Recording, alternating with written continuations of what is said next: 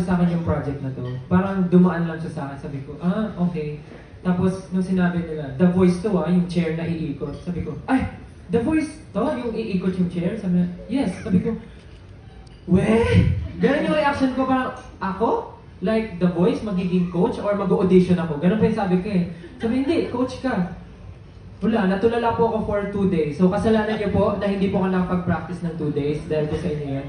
And nung sinabi po ng management namin sa members ko, sabi po nila, kunin mo na. Hindi na namin alam sasabihin sa'yo pag hindi mo pa kinuha yan. Kasi, to be honest po, sobrang mapili po ako talaga sa kung anong project yung kukunin ko. And napapansin po kasi ng mga tao, yung other members ko po, like nag-release na po sila ng solo songs nila, may solo project sila, and ako po yung wala pa. Kasi mas iniisip ko na aantayin ko yung tamang time for me. Yung tamang project na feeling ko, doon ko mapapakita kung sino ako. And happy po ako na ako po yung napili ng The Voice Generations para maging part